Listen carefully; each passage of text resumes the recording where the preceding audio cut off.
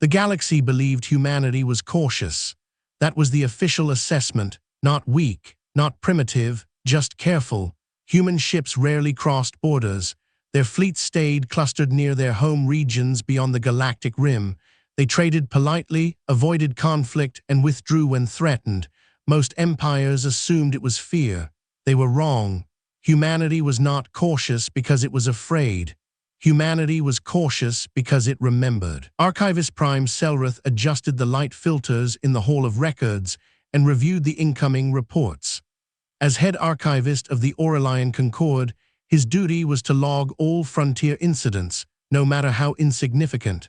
Most were dull: pirate skirmish, trade dispute, minor species extinction due to stellar instability. Then he reached entry 7-441K. Unregistered human outpost, neutral zone status. Destroyed. Selrith paused. Human outpost, that was unusual. Humans rarely built outside their core expansion lanes, and when they did, they notified nearby powers. He expanded the report. Location: Helios Drift Facility. Research and Civilian Support Station. Population: ~200 status. Total loss cause: unknown. Hostile action survivors: none detected. Selrith frowned. No survivors, that alone was strange. Human stations were infamous for redundancy. Lifeboats, bunkers, failsafes. Humans planned for disaster. Analyst, Selrith called. Yes, Prime. Who cleared this report? The analyst hesitated. The Border Security Council. They classified it as a piracy incident. Selrith's fingers tightened. Pirates did not erase stations down to molecular debris. Who was in the system at the time? The analyst checked. The Zarnak hegemony had patrol rights. Selrith felt a chill. The Zarnak were aggressive expansionists, slavers who specialized in lightning raids and denial tactics. They had clashed with humans once before. That conflict had ended abruptly, too abruptly. Selrith accessed deeper logs. There it was. Emergency transmission, partial recovery. Static cleared into a human voice, strained but steady. This is Outpost Director Lena Moore. We are under attack. Civilians present. Repeat. Civilians present. If anyone hears this. The signal cut off. Selrith leaned back slowly. They attacked civilians, he whispered, and that meant only one thing. High Observer Kethra of the Velmarie Ascendancy noticed the absence first. She had monitored the Helios drift for decades. It was quiet space, predictable traffic, stable lanes. Then human signals vanished. Not faded, not disrupted, gone. Every beacon, every background transmission, all at once. Confirm. Kethra ordered. Confirmed, her aide replied. No debris field consistent with accident. Energy signatures indicate coordinated orbital strikes. Who? Kethra asked. Zarnak warships, at least 12.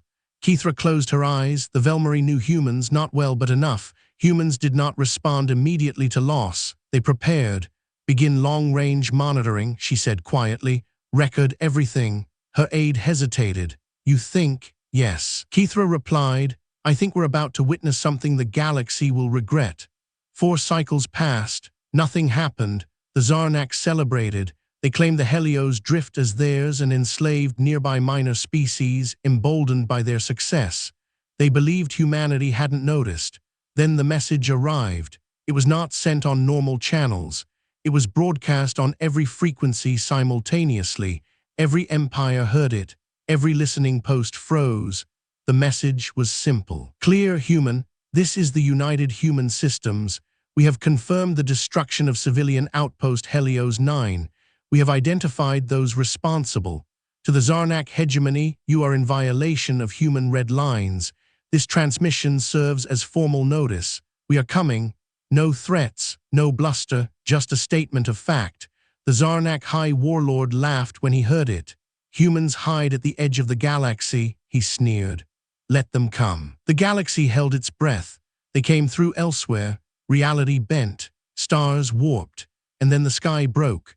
The first human fleet did not emerge from hyperspace. It arrived. Hundreds of ships blinked into existence inside Zarnak-controlled space without warning, bypassing every defense line, every early warning array. Velmarie sensors went blind. Aurelian instruments overloaded. Zarnak commanders screamed, as human vessels appeared above their capital world. And that was only the first wave. More followed, thousands.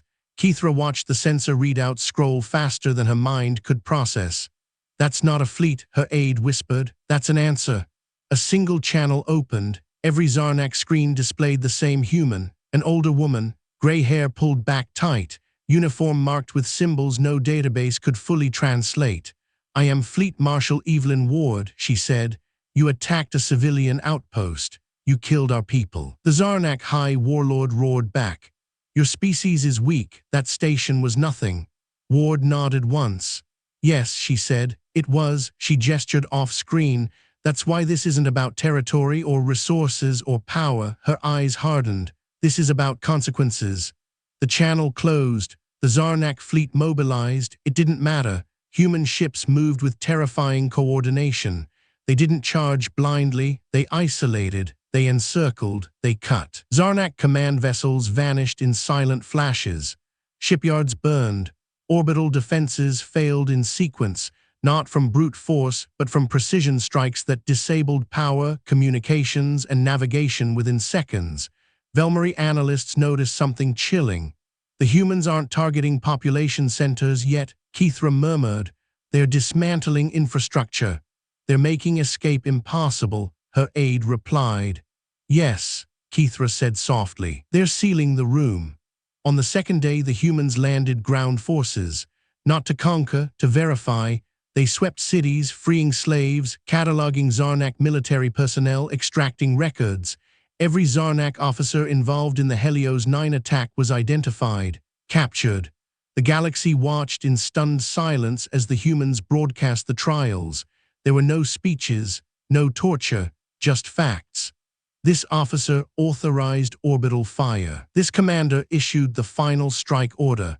This unit blocked evacuation corridors. Sentences were carried out immediately, efficiently. Human justice was swift and terrifyingly calm. On the seventh day, Fleet Marshal Ward addressed the galaxy again. "You may be wondering why we did not negotiate," she said, "why we did not accept surrender." Her gaze swept unseen listeners. "Because surrender does not undo what was done." She brought up images. Children's quarters, medical bays, schools. "All civilian," she said, "all destroyed." Her voice softened, but only slightly. "We do not retaliate for territory. We do not retaliate for pride. We retaliate because if we don't, someone else will think they can do this again." The transmission ended. The Zarnak hegemony ceased to exist 3 cycles later. Not a single military asset remained. Their worlds were left intact, but stripped of weapons, fleets, and ruling class. They would never threaten anyone again. That was mercy. Archivist Selrith updated the Concorde's records personally. Humanity's classification was rewritten, no longer cautious peripheral power.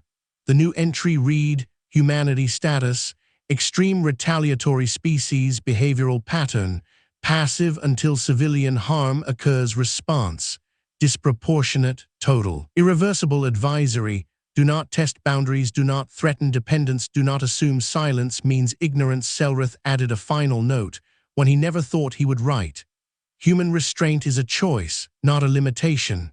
Part 10, the Outpost remembered in human space, far beyond the rim, a memorial was built, not a monument of stone or steel, just a simple garden, names carved into black glass.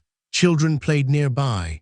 Life continued. Fleet Marshal Ward stood alone before the memorial, hands clasped behind her back.